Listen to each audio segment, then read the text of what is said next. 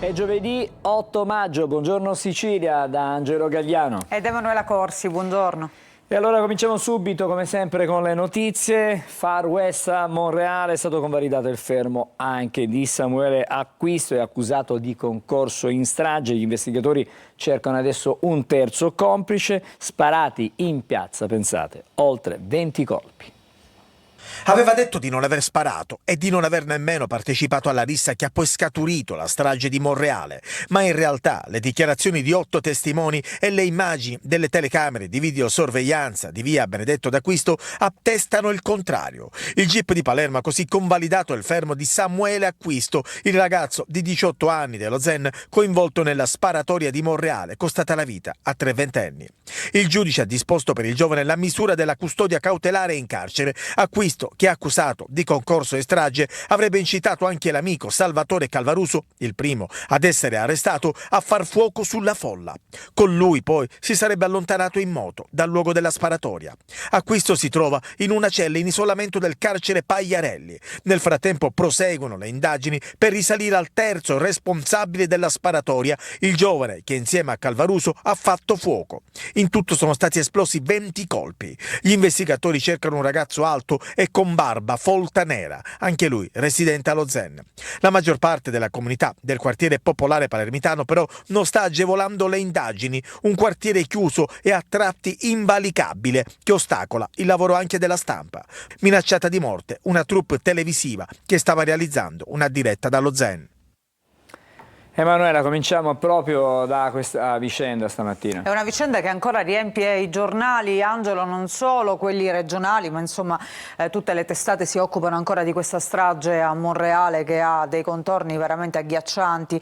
Intanto andiamo a vedere la Repubblica Palermo di oggi. Ecco qui a pagina 6, urlava, prendi la pistola e sparagli addosso, l'inferno di Monreale. Il GIP convalida il fermo di Samuele Acquisto, appunto incitava a colpire.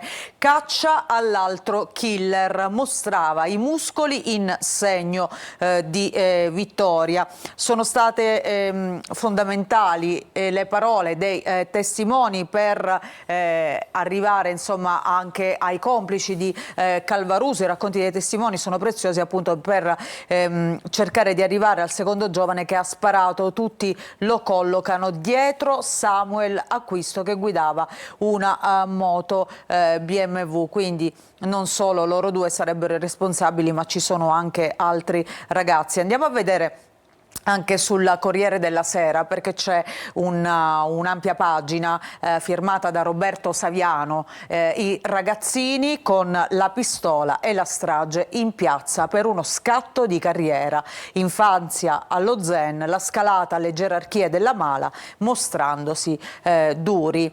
Uno ha ammesso di aver sparato, ma alle domande dei PM poi ha fatto scena muta, quindi la regola dell'omertà. E poi nell'ordinanza l'amico del killer, sparagli addosso, piglia u ferru, aggrizzaci sopra, sparaci in capo. Queste sono le parole che sono state poi riportate. Così Samuel Acquisto incitava appunto Salvatore Calvaruso, prendi la pistola, vacci sopra, sparagli addosso. La sequenza è stata ricostruita da diversi testimoni ed è descritta appunto nell'ordinanza che ieri ha convalidato il fermo d'Acquisto.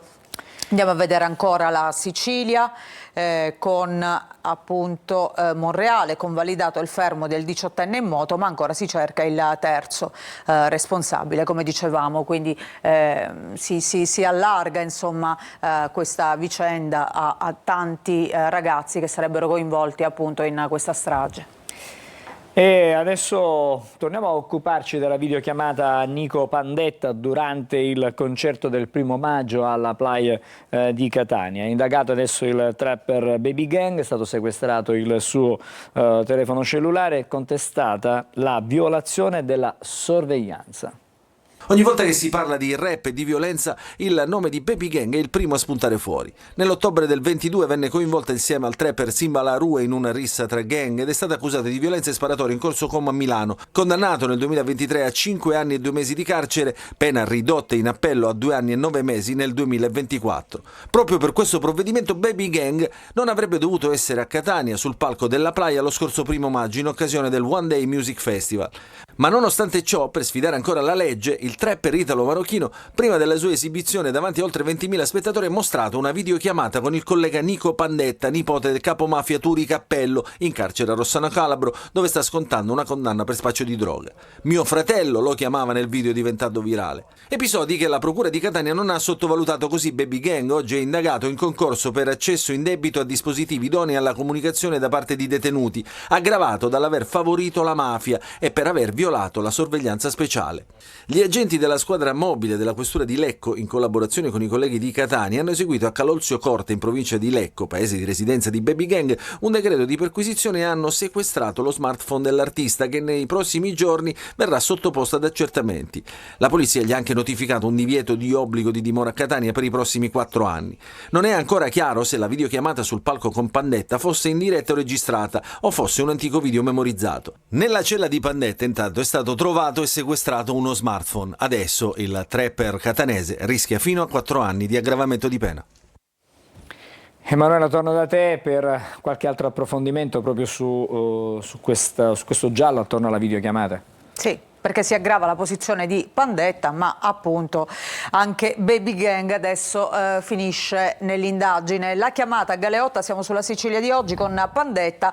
Ora Baby Gang è indagato a Catania, oltre al contatto con il trapper in carcere, contestata la violazione della sorveglianza. Per Muib, disposto dal questore, il foglio di via, non potrà appunto stare in città per 4 anni. Telefonini al setaccio. E poi, dalla musica alle condanne, i destini giudiziari incrociati di 2 cantanti controversi. Nico Pandetta e Baby Gang, appunto amici, collaboratori dal punto di vista musicale, ma tra l'altro hanno anche in comune dei problemi con la giustizia. I PM, aggravante mafiosa, i dubbi delle difese. Baby Gang è indagato in concorso con Pandetta per accesso indebito a dispositivi idonei a comunicare con i detenuti con l'aggravante mafiosa. Però il legale dice non ci sono di Baby Gang, non ci sono i termini giuridici per contestare questo reato a Zaccaria. Baby Gang ha fatto soltanto, se sarà confermato dalle indagini, una telefonata a un detenuto. Però questo, insomma, poi staremo a vedere se viene considerato un reato grave oppure solo una telefonata fatta ad un detenuto. Il detenuto non dovrebbe, diciamo avere un telefono alla sua disponibilità. C'è qualcosa di fondo che non funziona. E poi vediamo anche il Corriere della Sera oggi, videochiamata all'amico in cella, un altro guaio per Baby Gang, appunto il trapper indagato dopo il concerto, sequestrato intanto il cellulare del collegamento con Nico Pandetta, che si trova appunto in carcere per spaccio, e qui lo vediamo appunto nella famosa foto, nel video che lo ritrae appunto mentre fa vedere al pubblico di Catania il detenuto Pandetta in videochiamata. E ora ci occupiamo dell'operazione che è stata denominata Alba. Un blitz dei carabinieri ha colpito la famiglia mafiosa di Partanna. Tra i destinatari della misura cautelare c'è anche Giovanni Luppino, autista del boss deceduto Matteo Messina Denaro. Avrebbe chiesto il pizzo per aiutare proprio la latitanza dell'ex capomafia.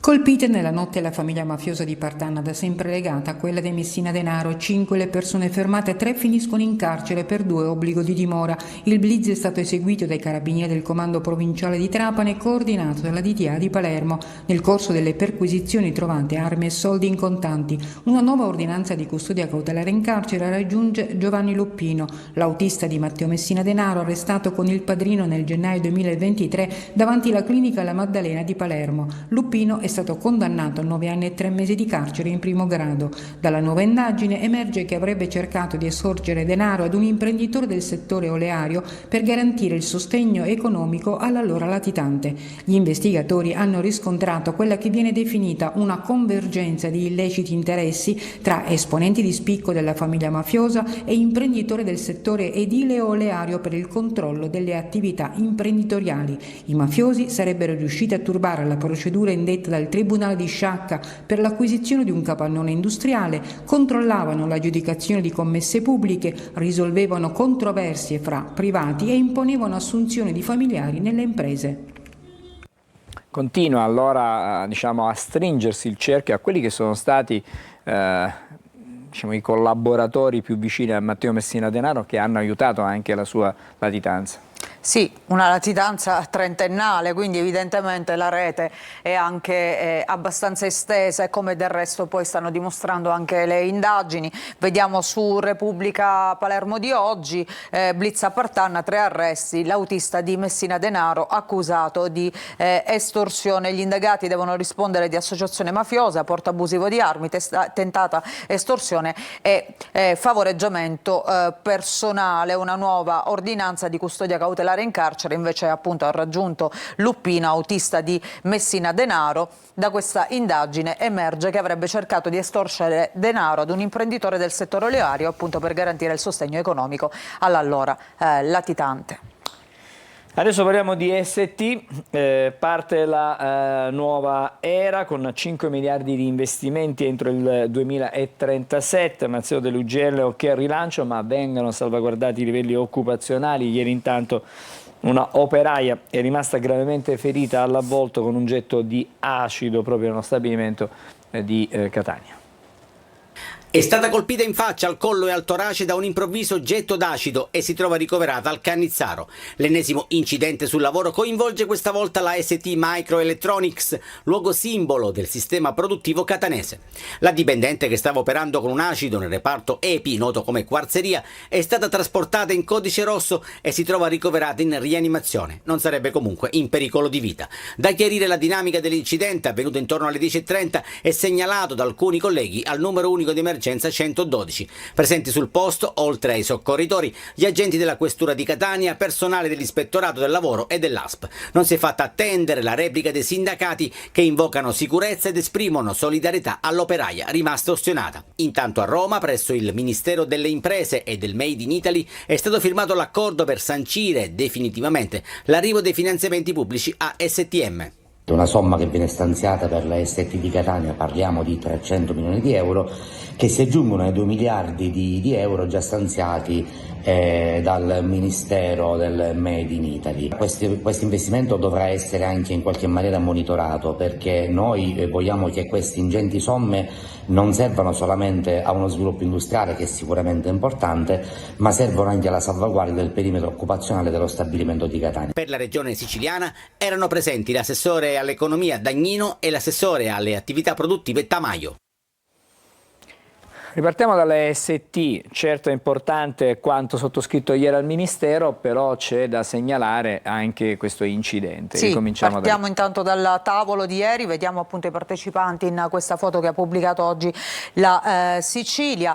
Parte la nuova era STM a Catania, Urso investimenti fino al 2037, firmato il piano di rilancio da 5 miliardi, di cui 2,3 di agevolazioni pubbliche. Il Ministro ha detto azione strategica per la sovranità nazionale ed europea nel settore dei chip, la Sicilia protagonista. Gli effetti saranno 3.000 nuovi assunti, le forniture per costruire il sito coinvolgeranno 280 piccole e medie imprese, di cui 135 siciliane.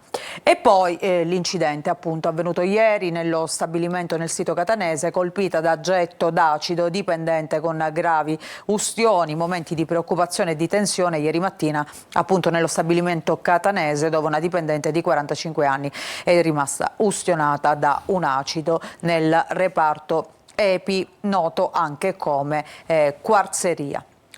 Adesso invece siamo al calcio. Il Catania ieri ha battuto il Potenza in quello che era il secondo turno nella fase a gironi dei play-off e approda a questo punto alla fase nazionale. Un doppio miracolo di Dini a 10 minuti circa dal 90°, poi alla fine ha firmato la vittoria il solito inglese. A mezzogiorno circa, poco, insomma, intorno alle 12:30, il sorteggio per conoscere il prossimo avversario, con gara di andata che si giocherà ancora al Massimino.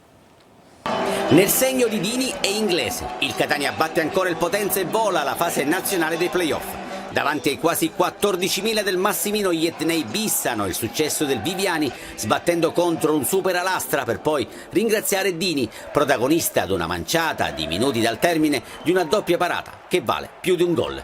Toscano sceglie Stoppa per sostituire l'infortunato Lunetta, per il resto conferma lo stesso 11 vittorioso contro il Giuliano. Analogo ragionamento per il tecnico dei Lucani De Giorgio.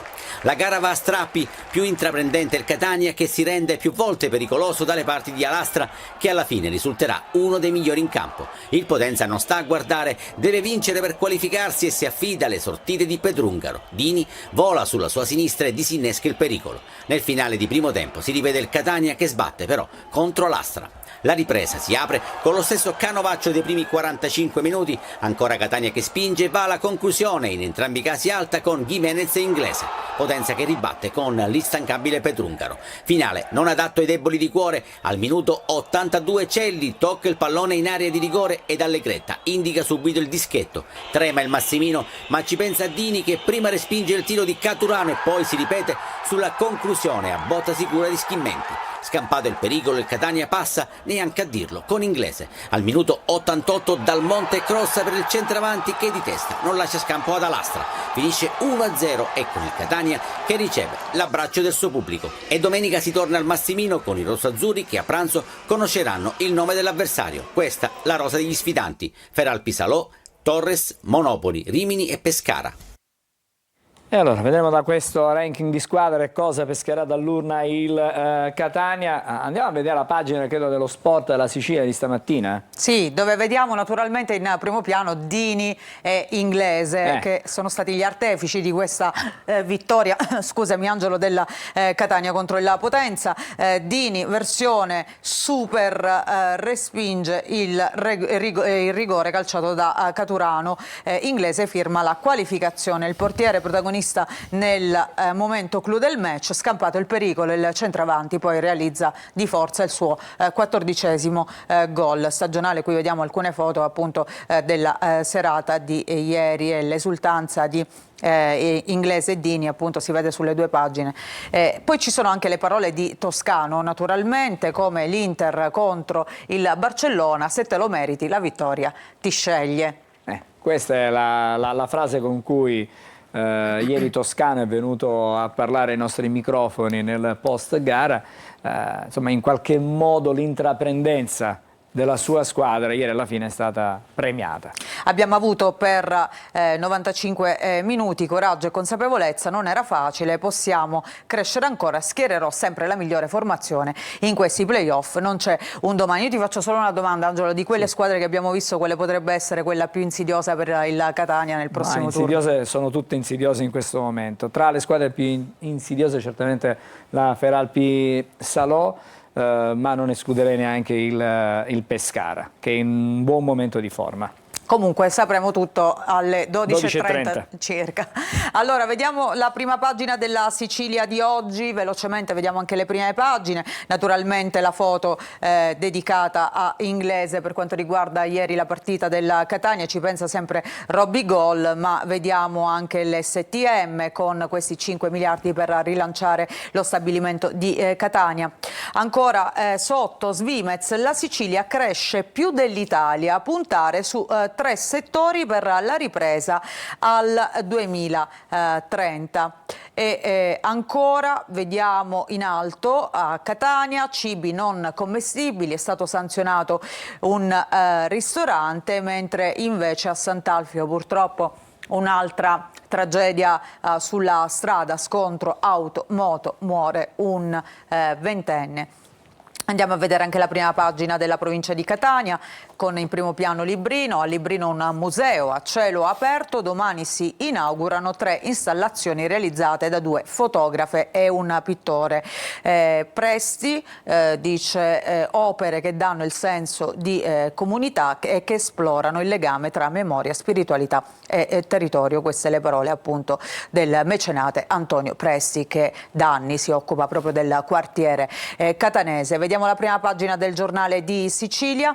case occupate, bocciato il condono, il voto all'ARS, la maggioranza cade sul disegno di legge che avrebbe consentito a oltre 1800 famiglie abusive di mettersi in regola. Centrodestra in tilt anche sull'assunzione dei medici non obiettori. E a proposito di medici, il medico del civico di Palermo, le denunce forti di cui si parla in questi giorni, il reparto degli orrori, è quello che emerge appunto dal racconto di questo chirurgo, accuse di Francesco Caronia in TV, episodi di malasanità, l'assessore adesso dice attendo gli accertamenti. Lui in questi giorni ha raccontato quello che accadeva nel suo reparto tra operazioni che venivano fatte nonostante non fossero necessarie, poi il caso di una donna purtroppo che è deceduta dopo un'operazione a soli 37 anni.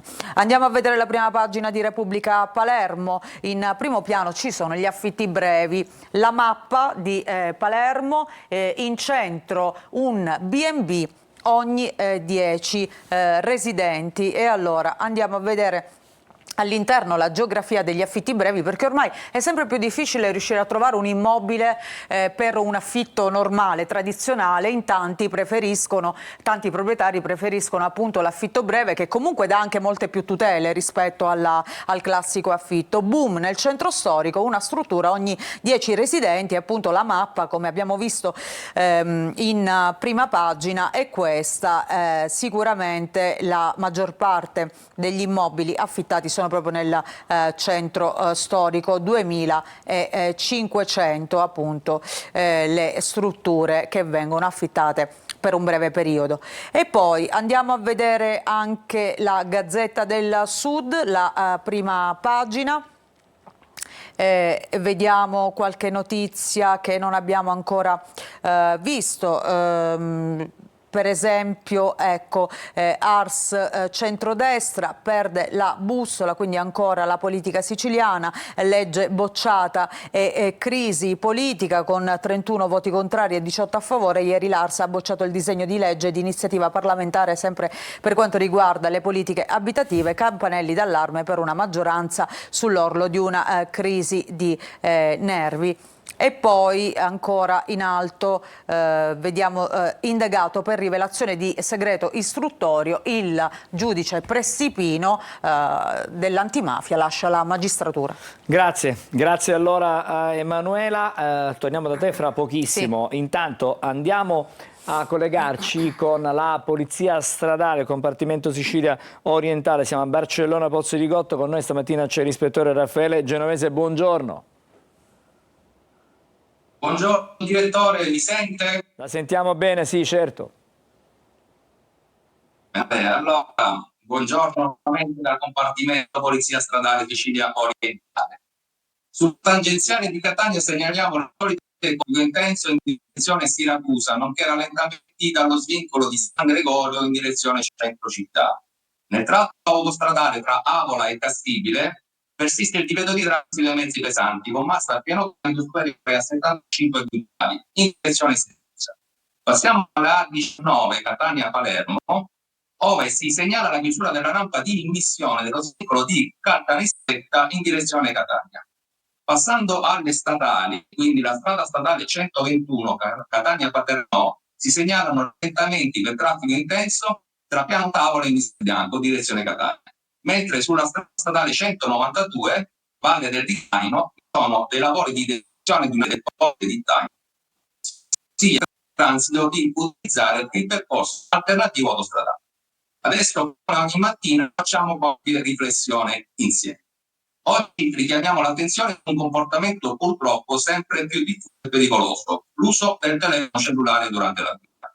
Rispondere a una chiamata, inviare un messaggio, controllare i social possono sembrare gesti rapidi, ma pochi secondi di distrazione possono causare una tragedia. A 50 km/h bastano 2 secondi per percorrere quasi 30 metri alla cieca. Per questo è fondamentale utilizzare i sistemi di vapore solo ma leggere messaggi mentre al volante. Se si deve usare il telefono, fermarsi in un luogo sicuro. La tecnologia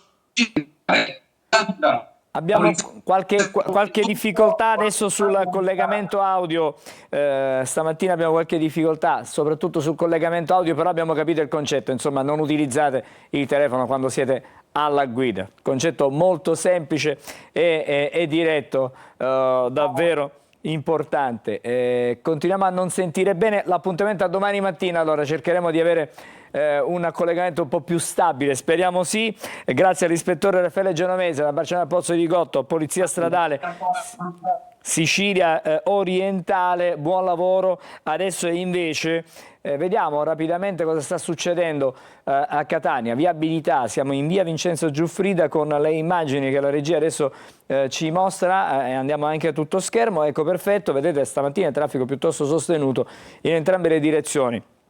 Le auto in discesa sono entrate nella città e c'è molto traffico, un po' meno in uscita, però la situazione comunque è particolarmente, diciamo, intensa stamattina nella, diciamo, nella fruizione di quelle che sono le strade. Evidentemente l'ora di punta ha messo oggi nelle condizioni molte persone di dovere necessariamente uscire, chi per lavoro, chi per altre evidentemente faccende. Noi ci dobbiamo fermare perché facciamo la prima pausa, la prima sosta, poi torniamo ai quotidiani con Emanuela Corsi. Stamattina, adesso nella seconda parte, ci sono come sempre le notizie che arrivano dall'Italia e dall'estero. Restate insieme a noi.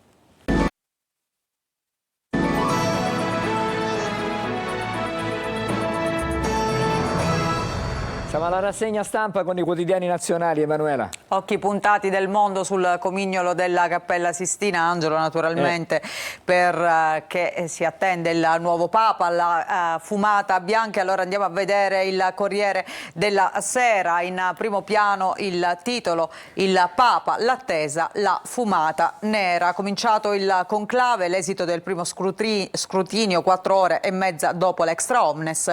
Oggi nuove votazioni. I 133 cardinali isolati nella Sistina, l'abbraccio poi del decano Re a Parolin. Auguri doppi. Parolin, che insomma è uno dei papabili, insomma, più apprezzato e dato come futuro Papa, secondo i sondaggi. Poi vediamo le altre notizie. Meloni sulla difesa spesa al 2% del PIL, scontro con Renzi. Ieri c'è stato il Premier Time al Senato, Meloni che ha risposto appunto alle domande delle opposizioni, e poi Pressipino il passo indietro, come abbiamo già visto anche prima nella rassegna stampa regionale. Intanto andiamo a vedere all'interno il conclave. La prima conta va a vuoto, oggi previsti 4 scrutini alle 17:43. Ieri è stata pronunciata la frase appunto extra omnes, la scelta possibile stasera o domani, secondo i vaticanisti. E il Re che fa appunto i doppi auguri a Parolin. Qui vediamo alcune foto della giornata di ieri, quando poi si è chiusa la porta della Cappella Sistina e i cardinali si sono riuniti senza avere più contatti con il resto del mondo. Tra poco vedremo meglio, per scegliere il nuovo Papa. L'abbraccio tra il decano del collegio e il segretario di Stato favorito, e i cardinali giurano il segreto su tutto ciò appunto che riguarda l'elezione.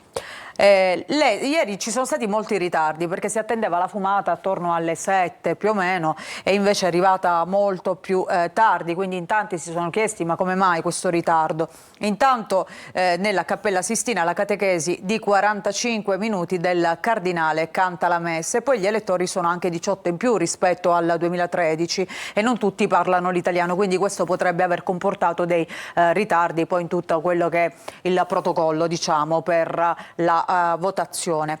Qua sul Corriere vediamo anche la media e i giorni che ci sono voluti per la scelta degli altri papi in passato. Vediamo che quelli insomma che hanno richiesto più tempo per le consultazioni sono stati Pio X. Ci sono voluti 5 giorni, è durato 5 giorni il conclave, anche Pio XI, mentre invece per scegliere Papa Francesco nel 2013 sono bastati 2 giorni. Comunque l'esito di ieri, è arrivato dopo oltre 3 ore. Le ipotesi, dicevamo, il lungo rito e i tanti debuttanti, e tra l'altro cardinali che sono stati proprio nominati da Papa Francesco. Per quanto riguarda i sondaggi, dicevamo che sicuramente in pole position c'è l'italiano Pietro Parolin, ma anche un altro italiano, Pizzaballa, e poi anche Pablo Virgilio Sionco David, che è filippino. Quindi insomma questa elezione potrebbe riservare anche delle sorprese. I sondaggi e gli schieramenti, Tagle che porta però consensi a Parolin. Le alleanze si creano, si mescolano e si disfano, le mosse su Pizzaballa, Zuppi e Avelin. E poi ieri, dicevamo, migliaia di occhi puntati sul comignolo della Cappella Sistina in attesa di vedere la fumata, se bianca o nera, poi così è stato quest'ultima. E i balconi che sono stati affittati a 500 euro, Angelo, quindi c'è insomma anche un business attorno all'elezione del Papa. Via della Conciliazione è molto richiesta. Sì, la lunga suspense tra i fedeli, preceduta da una narrazione mediatica pop e travolgente. Il brivido in San Pietro, un'ora dopo il tramonto, per un rito sempre arcano e solenne. Mai stata così commentata l'elezione di un pontefice, tra l'altro una elezione molto social, ma social non solo per chi segue questi giorni, questi momenti, ma anche gli stessi cardinali, diciamo, possiamo dire che ormai si sono aperti anche al mondo social, però non devono assolutamente comunicare con il mondo. Ci sono delle regole rigidissime per quanto riguarda il conclave, quindi niente TV, giornali cellulari. Tanti ormai hanno anche i profili ormai sui social, non citiamo quali, e mail. I principi della Chiesa isolati da tutti, compresi amici e familiari, fino all'elezione del 267esimo C'è Papa. qualcuno che storce il naso su questa segretezza, perché ormai siamo abituati a vedere tutto, a sentire tutto e a vivere tutto quasi in diretta. Però si perderebbe anche quel fascino, insomma. Tu immagina un conclave tipo Grande Fratello con le telecamere, forse non a tutti, diciamo, queste regole piacciono. Però è pensare che questa è una linea dettata da Papa Wojtyla.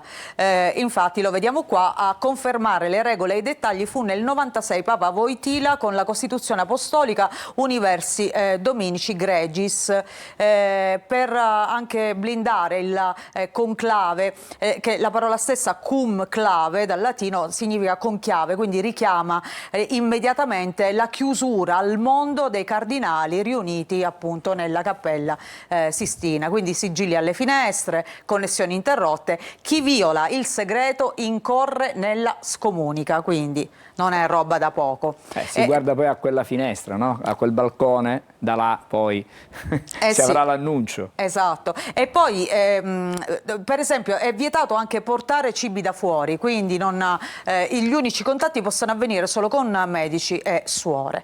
Vediamo Repubblica, il titolo di apertura: cardinali divisi al primo voto e fumata nera. Gli altri titoli: La Stampa, intrighi cardinali, iniziato il conclave, fumata nera dopo una lunga attesa, a vuoto il primo referendum su Parolin, quindi già, come dire, c'è chi si schiera apertamente.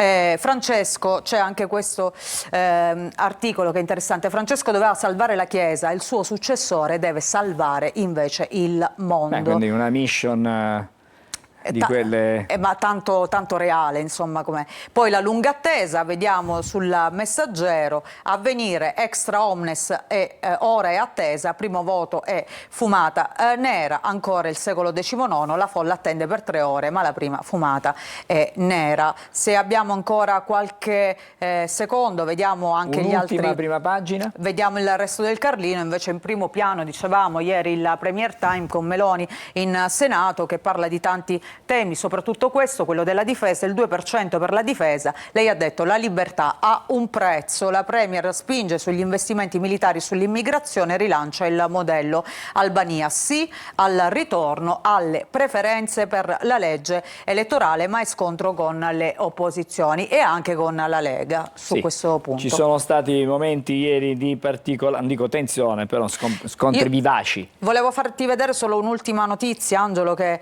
insomma, a proposito di quello che dicevamo prima, il nuovo Papa dovrà salvare il mondo perché si aggiunge un nuovo conflitto, cioè un conflitto che già va avanti da anni, però si è inasprita la situazione tra India e Pakistan, almeno 46 morti, rischio guerra, i raid nella regione del Kashmir. Grazie Emanuela, Prego. ci ritroviamo con te fra non molto, sempre nel corso di Buongiorno Sicilia, e intanto vediamo le previsioni meteo e poi i primi ospiti della nostra mattinata. Bentrovati a un aggiornamento con le previsioni di Trevi Meteo per la giornata di giovedì, quando ci sarà dell'instabilità su parte dell'Italia, soprattutto sull'Appennino centrale e al nord con rovesci temporali. Per quanto riguarda il sud, meno coinvolto, non mancheranno spazi soleggiati. La Sicilia vedrà un po' di variabilità in mattinata, poi un pomeriggio soleggiato, ma verso sera nuvole irregolari e qualche piovasco da ovest, quindi a fine giornata torna un po' di pioggia. Temperature generalmente sotto i 25 gradi, a parte qualche punta molto mite estiva fino a 30 gradi come tra Agrigento e Caltanissetta. Per la giornata di venerdì variabilità in ulteriore aumento, sarà una giornata incerta con improvvisi piovaschi più probabili sulla parte settentrionale dell'isola. Il vento comunque generalmente debole o al più moderato. Temperature del pomeriggio mediamente sotto i 25 gradi. Ulteriori dettagli, approfondimenti sulle vostre località scaricando l'app di Trevi Meteo. Desiree, ma quando cucini tu con me, Desiree? L'assaggio è l'immenso per me.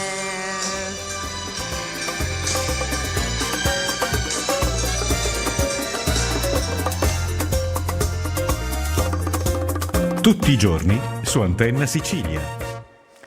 Siamo di nuovo insieme a Buongiorno Sicilia, adesso il primo degli argomenti della nostra giornata, l'oro per l'oro. Cerchiamo di capire di cosa stiamo parlando, grazie a Maria Virgilito che è con noi questa mattina. Buongiorno a tutti. Che è presidente dell'Associazione Solidarietà Adozioni, e poi grazie anche a Rosalba Mirci che è la project manager del progetto L'oro per l'oro. Buongiorno. Buongiorno. Allora, parliamo di adozioni ma non solo, perché questo è un progetto un po' più vasto. Partirei dalle difficoltà oppure dalle troppe pratiche burocratiche per le adozioni, per arrivare poi a quelli che sono i temi proprio del vostro incontro, di questo progetto, perché poi alla fine sì, ci sono tante scartoffie, tante cose che però alla fine ci sono persone. Dietro a tutto questo ci sono delle persone, sono bambini, ci sono delle mamme, ci sono dei papà. Più che dalle difficoltà, oggi partirei da quello che è un istituto giuridico a tutela solo ed esclusivamente dei bambini, e che è una esperienza bellissima perché visto che ogni bambino ha il diritto di vivere in una famiglia, lo Stato appunto ha il dovere, in contrapposizione, ha il dovere di creare le condizioni per cui questi bimbi che sono stati messi al mondo, che non hanno però la possibilità di crescere con i loro genitori, devono avere invece la possibilità di ritrovare quella continuità affettiva, quel contesto sereno e tranquillo che è indispensabile per tutti i bambini che devono diventare degli adulti sereni e inseriti in un contesto che li faccia appunto crescere ed esprimere le loro tutto ciò che appunto in una vita tutte le persone abbiamo diritto ad avere. Quindi l'ASA, che oggi compie 25 anni, è il nostro compleanno. Auguri. E anche di mia figlia, la terza mia bimba, Sofia, che fa pure lei, erano 27, Tra l'altro noi siamo stati autorizzati appunto dalla Commissione Adozione proprio nel 2000, durante la supplica. Oggi l'8 maggio a mezzogiorno recitiamo la supplica alla Madonna. E per tutto questo tempo ci siamo dedicati, così come la legge prevede, all'accompagnamento delle nostre coppie, alla preparazione, con sì le problematiche burocratiche a cui si è accennato, ma è un percorso importante, impegnativo, quindi anche la burocrazia fa parte di una sicuramente di un'attività che il nostro Stato, quindi la Commissione, gli enti, i servizi sociali e i tribunali per i minori mettono in campo per dare ai bambini, ripeto, quel contesto, quella famiglia. Poi di famiglia possiamo indubbiamente parlare anche in altro modo, ma quella continuità affettiva che è indispensabile per la crescita di ogni bambino. Io andrei da Rosalba Mirci perché intanto il nome, il titolo di questo progetto, Loro per Loro. Loro per Loro perché è un progetto di cooperazione di 18 mesi che abbiamo realizzato in una piccola isola delle Filippine che si chiama Mindoro e che fa riferimento proprio nell'etimologia del nome, fa proprio riferimento a loro. Loro per Loro perché noi attraverso tutta una serie di attività radicate nel territorio abbiamo cercato di creare le condizioni affinché loro, i bambini e le comunità nelle Filippine potessero crescere e prosperare grazie anche agli aiuti, ai sostegni e alla formazione che abbiamo dato in quest'isoletta. Serve, per poter realizzare tutti questi progetti, serve una sorta di cooperazione, diciamo, nel senso ci deve essere interazione fra diversi settori, fra le associazioni, fra le istituzioni, fra il mondo, diciamo, civile. Un po' tutti si devono prestare e dare aiuto perché poi alla fine si possa ottenere la serenità dei più piccoli. E questo è proprio il senso del progetto che ha operato con un partenariato di 4 enti, oltre l'ASA, il NA, la Riete e la Fondazione Nidoli, la Commissione per le adozioni internazionali che ci ha dato la possibilità di realizzare economicamente con uno stanziamento importante, parliamo di 686.000 euro distribuiti in 18 mesi, e le missionarie in loco che ci hanno aiutato. E adesso con il progetto, con il convegno che stiamo facendo, che faremo domani a conclusione, a presentazione di tutti i risultati del progetto, un'occasione di incontro di tutte le componenti di questo sistema tutela del minore, quindi la Commissione, i tribunali, gli avvocati, i servizi sociali e l'Università di Catania che ci ha dato un sostegno scientifico importante. Presidente, io torno al concetto di famiglia e comunque a tutte quelle che sono le altre figure, no? che ci stanno attorno, perché sì, ci sono i genitori, ma ci sono anche i nonni che possono essere un elemento importante in questo, diciamo, lungo questo iter. Certo, sicuramente. Il concetto di famiglia in questo momento certo non è la famiglia canonica, abbiamo anche un risvolto importante non più di un mese fa si è aperto anche la possibilità ai single che possono appunto dichiarare la propria disponibilità, quindi i tribunali, i servizi prenderanno in considerazione anche questo tipo di disponibilità proprio perché anche un single ha una rete familiare che può consentire a un bambino appunto una continuità affettiva, continuo a ripeterlo perché è quello che più interessa alle istituzioni, e una rete appunto una rete che possa dare al bambino una stabilità emotiva, una continuità affettiva appunto che gli consente di crescere nel migliore dei modi. Possiamo definire l'adozione una sorta di strumento di giustizia sociale? Beh, sì, non è non lo so, la definizione è un po' forse un po' troppo forzata. Io lo definirei sicuramente un istituto giuridico, ripeto, importantissimo, che risale nei secoli. Il nostro Mosè fu il primo bimbo adottato, proprio perché indubbiamente, avendo come soggetto però il bambino, ecco, noi dobbiamo sempre guardare al superiore interesse del minore, così è la definizione, ma concretamente significa che insomma le varie battaglie, se i single, se i gay, se le famiglie monogenitoriali o altro, io sono del parere che qualsiasi cosa può andare bene se caso per caso si crea attorno ai bambini, al bambino, alla bambina, non so, che comunque non ha più la mamma o il papà che l'ha messa al mondo, si crea quella condizione ottimale di cui, ripeto, tutti i bimbi hanno bisogno per crescere. Torniamo a quello che succederà domani, perché è un dialogo, abbiamo detto un confronto, dove ci possono essere anche delle diverse diciamo, forme alternative a quelle che può essere solo l'assistenza. Sì. Diciamo, deve essere una cosa alternativa all'assistenza. A questo ci siamo ispirati quando abbiamo pensato al progetto, e a questo che abbiamo realizzato nei 18 mesi di progetto, questo che racconteremo domani nella prima parte della giornata, per poi allargare lo sguardo alle istituzioni, ai servizi, gli altri enti. Ci sarà anche la Presidente della Fondazione Nidoli che parlerà, ci affiancherà in questo, per vedere come il superiore interesse del minore viene declinato nei vari ambiti di competenza. Mi piace sottolineare, e siamo quasi in chiusura perché il nostro tempo praticamente vola, nel corso del vostro diciamo, progetto, sì, Loro per Loro, avete creato una sorta di scuola itinerante. Sì, questo è stato uno dei punti di forza del progetto.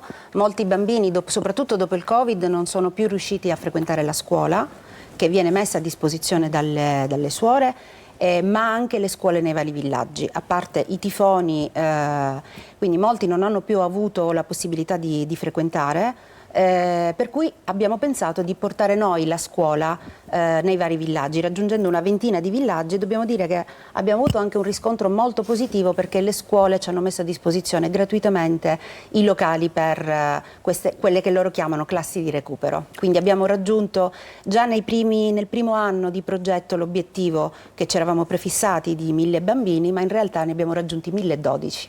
Già. E abbiamo sfidato il tempo, perché appunto proprio il clima di quelle zone impedisce ai bimbi di andare, invece noi abbiamo fatto il possibile. Avete portato la scuola quasi a casa. Ecco, fra virgolette, diciamo così. Bene, grazie, in bocca al lupo per domani, ma grazie non solo per domani, per quello che fate con questo progetto e non solo questo progetto, Loro per Loro, grazie a Maria Vigilito, che è la Presidente di ASA, Associazione Solidarietà e Adozioni, e a Rosalba Mirci, che è la project manager del progetto Loro per Loro. Ci dobbiamo fermare, fra poco andiamo a Siracusa per parlare, ahimè, di una vera e propria piaga, quella delle baby gang, del bullismo e di quelle che sono poi le punizioni esemplari che sono arrivate soprattutto in occasione dell'aggressione di Aura nei confronti di 3 giovanissime. È stato applicato il Daspo Willy, ne parliamo fra poco, restate con noi a Buongiorno Sicilia.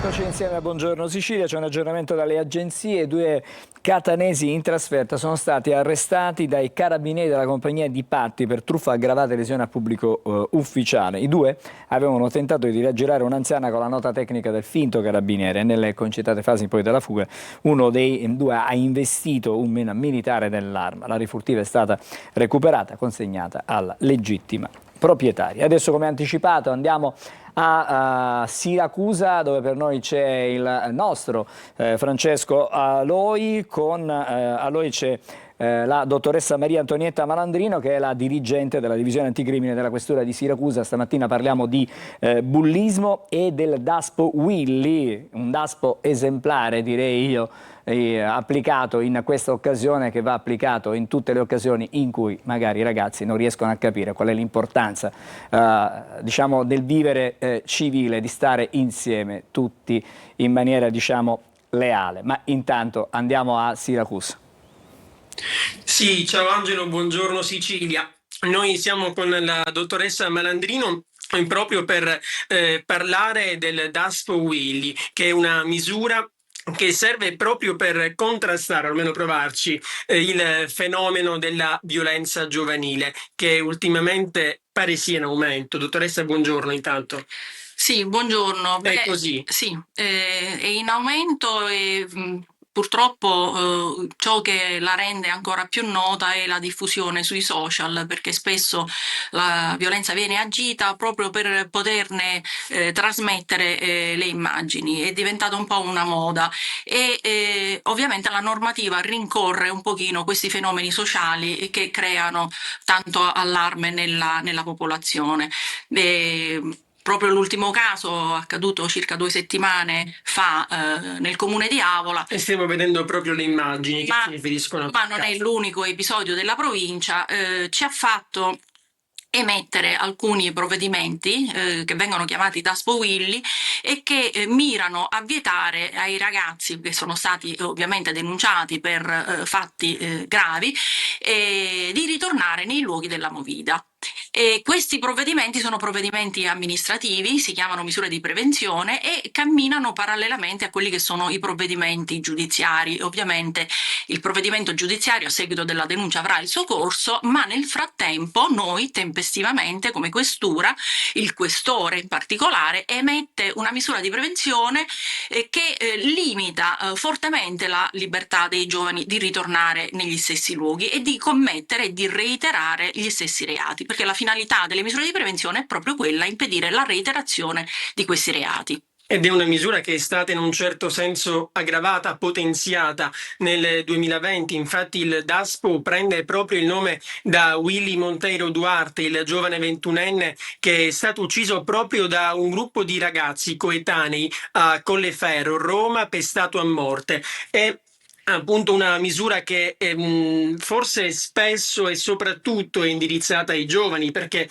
poi sono loro che nei luoghi della movida, nei luoghi pubblici affollati, danno origine, danno vita ad aggressioni che nella maggior parte dei casi, mi corregga se sbaglio, nascono per futili motivi. Sì, è stato aggravato ancora nel 2023 questo provvedimento perché innanzitutto è stata consentita l'applicazione anche ai minorenni che abbiano compiuto comunque i 14 anni, quindi se qualcuno era convinto che in ragione della minore età potesse sfuggire ai provvedimenti amministrativi del questore, ecco, questo ovviamente non può più accadere, perché anche i minorenni, purché abbiano compiuto i 14 anni, possono essere sottoposti al Daspo. Ovviamente la finalità preventiva è chiara, perché per i minorenni impedirgli di ritornare in quei luoghi è probabilmente molto più incisivo che non una misura cautelare che ovviamente nei confronti dei ragazzi di giovane età è sempre molto poco incisiva.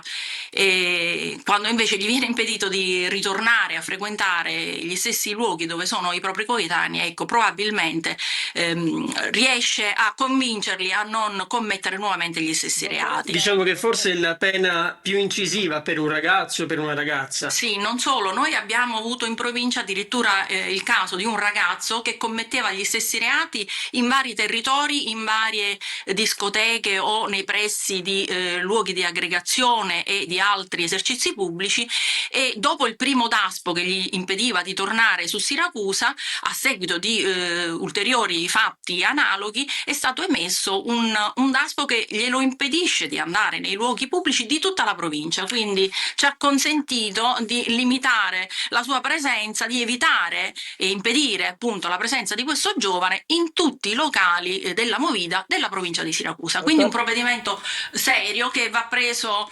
ovviamente in maniera seria da parte dei ragazzi. Sì, dottoressa, le volevo chiedere, accanto a quelli che sono delle misure di prevenzione che vengono applicate ai giovanissimi, che adesso devono riflettere, devono pensare su quanto fanno, come agiscono e in che modo agiscono, sono previsti anche ulteriori controlli sulla movida.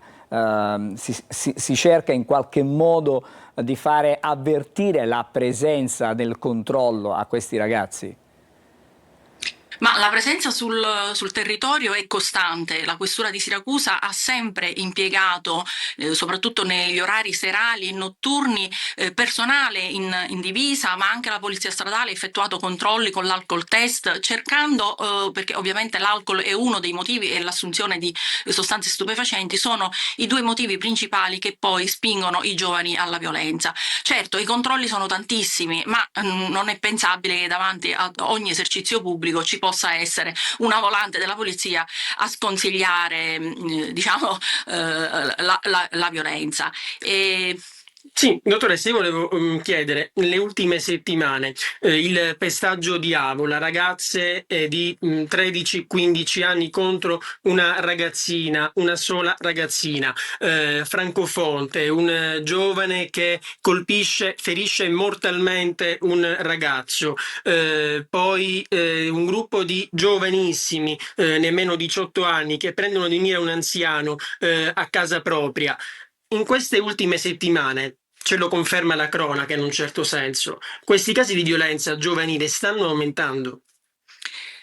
Sì, stanno aumentando, ma più che aumentare, diciamo, sono balzati agli onori della cronaca. In particolare poi il fatto commesso nei confronti dell'anziano risale a qualche mese fa, ecco, non è attualissimo. La misura cautelare è recente. È l'allarme sociale che rende tutto più evidente, ma il fenomeno della violenza tra i minorenni in realtà è sempre esistito. Come dicevo prima, è l'uso dei social che purtroppo lo rende più evidente. Quindi i social, ma le serie TV possono avere una responsabilità? Le serie TV, mi riferisco a quelle che, non dico inneggiano la violenza, però quelle dove la violenza la fa da protagonista. Beh, certamente sì, ma ecco, io non entrerei nel merito diciamo, del danno che fa la televisione, non compete a me spiegare questo. Io penso che in ogni caso è un fenomeno che lo Stato rincorre con provvedimenti di natura giudiziaria e provvedimenti di natura amministrativa, come quello di cui abbiamo parlato, del Daspo Willy. Grazie, allora, grazie, ci dobbiamo fermare Francesco per questa mattina, grazie alla tua ospite, la dottoressa Maria Antonietta Malandrino, che è la dirigente della divisione anticrimine della Questura di Siracusa, buon lavoro e devo dire che di questi provvedimenti dovrebbero arrivarne altre, così magari da dissuadere sempre di più i giovani a compiere questi atti che poi portano a niente, sono davvero degli atti inutili, bisogna rispettare la libertà, il pensiero degli altri e sapere vivere in comunità è la cosa più importante. Grazie ancora per questo collegamento, ci fermiamo, andiamo adesso alla pubblicità e dopo andremo a collegarci con il Palio d'Ateneo 2025, andremo sulla spiaggia di Catania, fra pochissimo.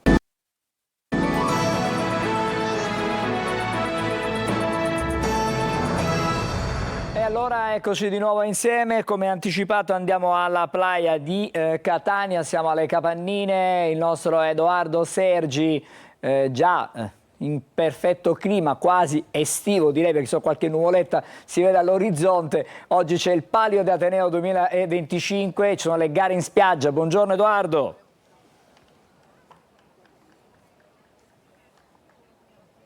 Buongiorno a te Angelo, 20ª edizione, sono con Daniela Filippone che anche quest'anno ha l'onere, l'onore e l'impegno di organizzare questo palio che, diciamo, dobbiamo dirlo, è un fatto di cronaca, parte con una scomparsa di un ragazzo che si chiama Giulio Massimino che purtroppo ieri ci ha lasciato e per questo anche le attività di ieri sono state interrotte. Quest'anno chiaramente si parla di un'atmosfera un po' più sobria Però il palio è pronto e siamo pronti per questa giornata alle Capannini, che forse è quella più iconica, più bella per tutti gli studenti, Daniela. Sì, devo dire, le giornate sono tutte e tre belle, perché già la parata anche iniziale, sicuramente i ragazzi è molto sentita, sono a Piazza Università, sede del Palazzo dell'Ateneo, quindi le 3 giornate sono tutte e 3 molto sentite. Purtroppo quest'anno il tono del palio sarà più pacato per volere degli studenti innanzitutto, perché per questo loro collega, ma tutta, diciamo, la comunità studentesca, universitaria, il CUS, ci siamo tutti uniti a questo dolore e chiaramente continueremo a fare le gare, il palio avrà il suo iter regolare, ma con dei toni, appunto, come hai detto tu, molto più pacati. Allora, Angelo, ora diamo le parole ai ragazzi che sono pieni di colori e quindi rappresentano tutti, diciamo, i dipartimenti. Però a Daniela volevo chiedere, no, qual è, diciamo, sempre l'emozione di organizzare e anche l'importanza di questo palio che è unico in Italia, perché non so in quanti altri posti del mondo, comunque in Italia, esiste un evento del genere. Allora, io credo che sia veramente unico e soprattutto 20 edizioni sono veramente 20 edizioni. Qualcuno comunque inizia ad imitarci, a prendere spunti dal nostro palio. Allora, è una bellissima manifestazione che io con tanto amore insieme a tutti, insomma, i miei colleghi, con tutti i ragazzi organizziamo e lavoriamo veramente sodo. Che dire, speriamo che anche questa, anche se avrà dei toni più pacati, sarà una bella edizione. La dedichiamo a questo ragazzo che stava raggiungendo, tra l'altro, il palio, stava raggiungendo i colleghi per fare questa giornata festosa, queste giornate festose. Ovviamente noi lo ricordiamo, però diamo anche parola agli studenti. Sappiamo che c'è questo due poli ormai da anni, che è medicina e ingegneria. Poi avete vinto nel 2022, tu fai parte delle Furie Rosse, quindi un po' vorrei capire qual è il pronostico. C'è anche il Fantapalio. Non so, Angelo, se tu giochi al fantacalcio, però io sono abbastanza appassionato. Quindi chi vince quest'anno? Partiamo da questo. Allora, la sfida si prospetta serratissima come ogni anno. Speriamo ovviamente di uscirne vincitori, ovviamente che vinca il migliore, noi daremo il massimo per raggiungere il miglior risultato. Ma c'è questa atmosfera goliardica, no? Voi ce l'avete con quell'ingegneria che hanno vinto 14 pali, voi 5, seppur un anno ex equo, vero? Sì, ovviamente la goliardia è parte del palio, è parte integrante del palio. Ovviamente quest'anno limiteremo gli sfottò che ogni anno sono, come dire, i cavalli di battaglia delle nostre tifoserie, però ovviamente la sfida sul campo sarà sempre accesissima. Sfida sul campo accesissima, Daniela. Oggi si parte con tante gare qui sulla sabbia e poi domani c'è la giornata, diciamo, al CUS, dove si inizia con l'atletico, poi c'è il calcio e il rowing e tantissimi altri sport, i tornei di pallavolo, di basket, calcio a 5 femminile, calcio maschile, non vorrei saltarne qualcuno. Comunque ci sono le gare di arrampicata, ci sono tantissime discipline domani, proprio la giornata conclusiva, anzi le discipline che ieri non abbiamo potuto fare le faremo proprio anche quella giornata, quindi ci saranno ulteriori tornei. Esatto, io passerei allora da medicina e ingegneria, abbiamo i campioni in carica. Quest'anno siete pronti per... Sì, Angelo, vai tu. Sì, no, semplicemente prosegui con la tua intervista, perché poi vorrei parlare assieme a Daniela Filippone del fatto che ci sono anche delle iniziative di carattere sociale, volontariato. Sentiamo i ragazzi per adesso.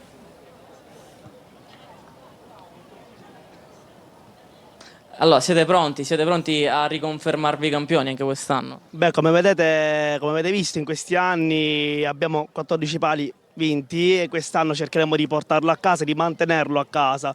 Ovviamente la sfida ogni anno è sempre più accesa, sia con i nostri acerrimi nemici di medicina, ma anche altri dipartimenti che hanno scalato la classifica in questi ultimi anni. Ovviamente noi cercheremo di fare il nostro, ogni volta per noi il palio è culto, noi ci prepariamo già appena finisce il palio, già siamo pronti per l'anno prossimo e il giorno dopo, quindi siamo pronti, siamo operativi e cercheremo di mantenere il palio a casa dei leoni. Insomma, dei veri sportivi che non si fermano alla vittoria ma già sono pronti per l'anno dopo. Io non so se Daniela ti sente, però gli giro la tua domanda perché, perché chiaramente Angelo Gagliano chiedeva delle iniziative. Sappiamo che quest'anno c'è anche l'AIRC con le Azzalée, diciamo, per la ricerca, tante iniziative che, diciamo, fanno da contorno a questo palio. Sì, infatti quest'anno l'AIRC sarà accanto a noi, è stata accanto a noi, l'abbiamo voluta fortemente, sia ieri e anche domani sarà presente al CUS con la giornata appunto degli azalei accanto appunto alla ricerca sul cancro. Insomma, tante iniziative. Io ora chiederei a qualche altro ragazzo, di qualche altro, venite ragazze, di qualche altro ateneo, tu per cosa tu sei di legge, diciamo? Giurisprudenza. Giurisprudenza, per cosa gareggi quest'anno? Beach volley, pallavolo e calcio balilla. Ma c'è qualche possibilità per giurisprudenza oppure le speranze sono a zero? Una risposta sincera, no, ne abbiamo possibilità, più o meno. Per il terzo posto noi voliamo basso, così poi è tutto a entrare. Esatto, quindi giurisprudenza quest'anno può essere l'outsider, può avere, esatto, questo duopolio speriamo che possa concludersi con l'entrata della vittoria. Dal nulla, medicina e ingegneria si acchiappano e poi arriva giurisprudenza. Fra i due litiganti il terzo gode, esatto. Allora io farei qualcun altro, facciamo con te, tu fai parte di SPS, che cos'è? Scienze politiche. Scienze politiche come è messa? Allora, se tu chiedi chi può vincere, dico chi non può vincere, sicuro non vinciamo noi. Noi puntiamo sul premio simpatia, no, però negli anni abbiamo scalato la classifica, l'anno scorso siamo arrivati sesti, quindi piano piano saliamo e chissà, forse tra 5 anni lo vinciamo noi. Però Siete consapevoli, tu per cosa gareggi? io oggi farò il tiro alla fune. Tiro alla fune, e sarà oggi diciamo qua in spiaggia di pomeriggio se non sbaglio. Oggi e domani. Oggi e domani. Allora passiamo a qualcun altro, vieni Emanuele, vieni qua, tu per cosa gareggi?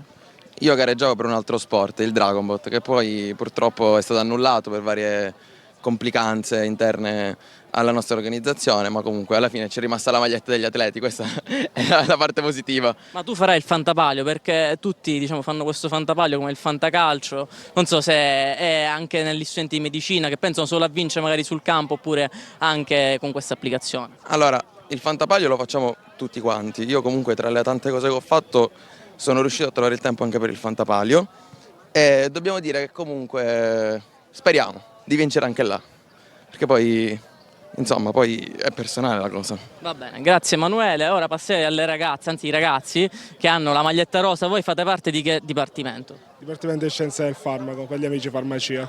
Scienze del farmaco come si conferma? Forte oppure può essere un outsider o siete convinti comunque di fare la vostra gara senza magari ambire a una vittoria? Puntiamo soprattutto al divertimento, poi se ci sono le vittorie ovviamente si accettano e vogliamo posizionarci sempre più in alto, questo sì. Ma qual è lo sport in cui siete più forti voi di Scienze del Farmaco? CTF, giusto? Racchiude tutto. Diciamo che non eccelliamo in tanti sport, però l'anno scorso abbiamo avuto l'onore di vincere il torneo di dodgeball, speriamo di riconfermarci là. Quindi quest'anno siete pronti anche per altri sport o il dodgeball è sempre diciamo, il vostro punto di forza? Cerchiamo anche con il calcio femminile, calcio a 5 femminile. Potrebbe andare bene, dai. Angelo, noi che siamo appassionati di calcio, c'è anche il calcio femminile che può regalarci soddisfazioni. Allora passerei all'Armata Verde, vediamo qua la tua maglietta. Esatto, tu chiaramente diciamo, anche il tuo ricordo è per il tuo collega che purtroppo è venuto a mancare ieri. Ecco, hai una parola, come vi preparate voi per questo palio di quest'anno con questa diciamo, scomparsa prematura? Innanzitutto stiamo partecipando in memoria sua perché era un ragazzo che stava venendo a correre, era interessato al palio, quindi il motivo principale per cui siamo qua oggi è questo. Giocheremo con una fascia nera al braccio in memoria sua e speriamo che vada tutto bene principalmente per lui. Angelo, chiuderei con l'ultimo studente di economia. Vieni che tu sei economia, vieni, siamo in diretta. Esatto, chiuderei con economia. Economia come si posiziona quest'anno? Quest'anno arriviamo chiaramente primi, penso che il tono della voce faccia capire quanto ci teniamo quest'anno.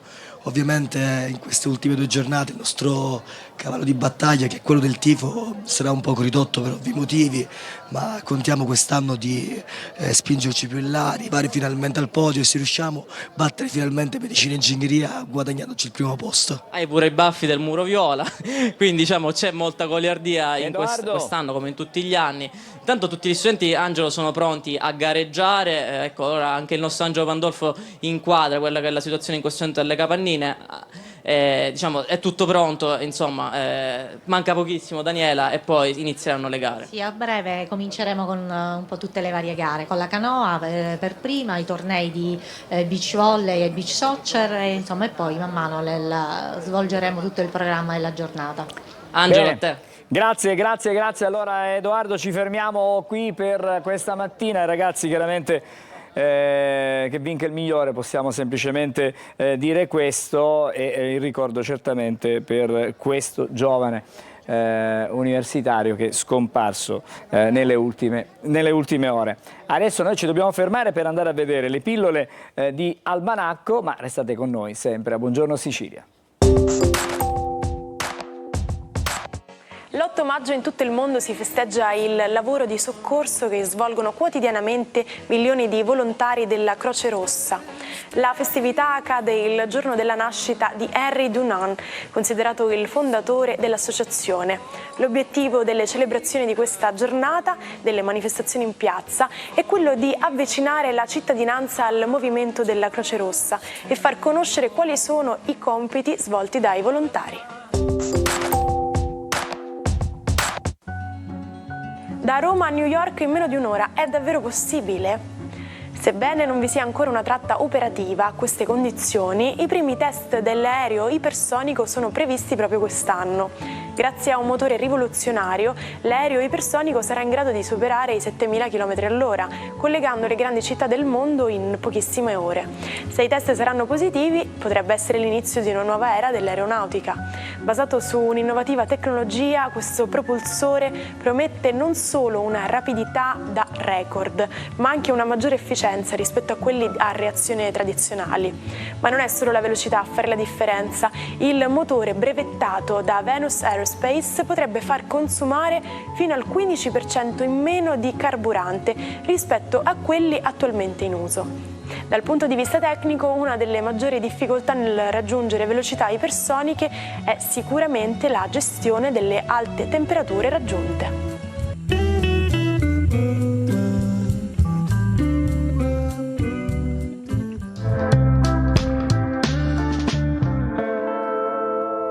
È il momento dell'oroscopo e allora ci colleghiamo con Marco Amato. Buongiorno Marco, la tazzina quasi in tono, almeno se i colori non mi tradiscono, con la tua camicetta, dico bene. Allora Marco, oggi è un anniversario particolare, ci dici che cosa? Ebbene sì, un anniversario bello importante perché oggi La vita adesso di Claudio Baglioni compie 40 anni e proprio per questo evento il disco viene proposto, rimasterizzato e cantato in studio dallo stesso autore e c'è anche un inedito come sorpresa, come cadeau. Per celebrare questo avvenimento che ho visto è un disco da record che ha venduto più di 4,5 milioni di copie fisiche, è stato in classifica per ben 27 settimane, sempre nelle prime 3 posizioni, un vero e proprio disco cult.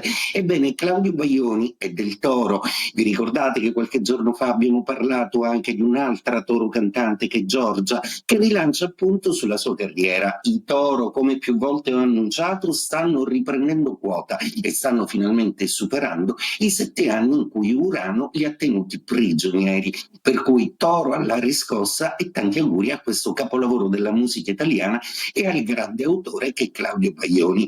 Ebbene, oggi scusate, la luna è in Bilancia, è una luna un po' capricciosa proprio perché si oppone alla bella Venere che è in Ariete, per cui le signore dello zodiaco oggi fanno un po' di baruffa. Vediamo chi vince questo tiro alla fune.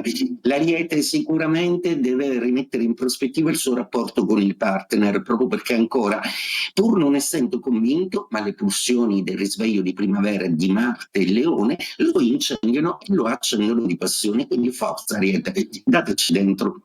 Toro, il periodo di ripresa è decisamente cominciato e per voi iniziano tutta una serie di successi e di grandi concretezze importanti, un po' di tensione per quello che riguarda ancora la presenza di Urano. Gemelli, per voi il cielo è un cielo che vede una luna di trigono oggi, è una Venere in sestile, per cui le baruffe delle signore dei pianeti oggi non vi toccano, anzi le sfrutterete molto volentieri proprio perché sarete capaci di essere ago della bilancia di una contesa tra persone a cui volete bene o in famiglia.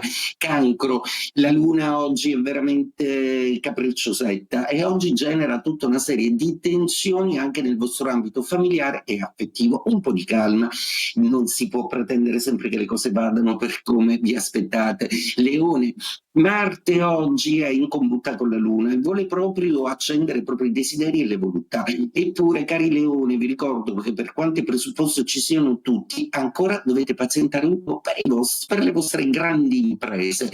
Ebbene, c'è un po' di tempo da aspettare. Vergine, il cielo della Vergine oggi è un cielo un po' oggettivo, pratico e pragmatico. Oggi parliamo di incassi, oggi parliamo di gestione, di amministrazione e di qualcosa che vi conforta emotivamente da un lato pratico e oggettivo, aiuti anche dalla famiglia Bilancia, protagonisti dello zodiaco oggi, proprio perché la Luna e il vostro pianeta Venere creano una forte tensione proprio partendo dal vostro segno zodiacale.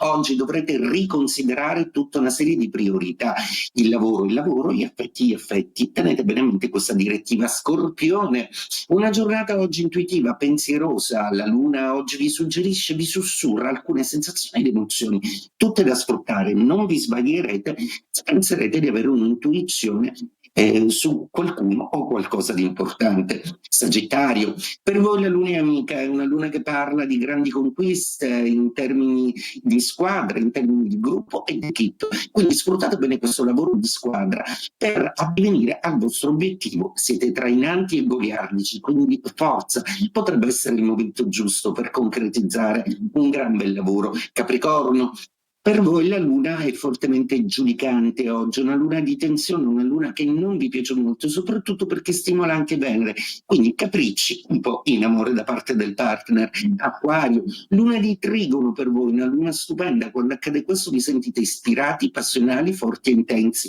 Sfruttate bene questa Luna per essere puntuali al lavoro e aggiustare alcuni tempi e scadenze. Con i tempi non siete mai stati bravi, ma perché li superate bene. Pesci, il vostro cielo oggi è lasciato letteralmente in pace, proprio perché voi siete a posto, la Luna finalmente ha finito di fare i capricci e non vi disturba più. Intorno a voi però ancora un po' di caos che dovrete un po' dirigere e aggiustare. E detto questo, auguro a tutti una splendida giornata. Ciao Angelo, buongiorno Sicilia. Grazie Marco, ci rivediamo e ci risentiamo domani mattina. Intanto torno da Emanuela Corsi che ci regala dai quotidiani che cosa?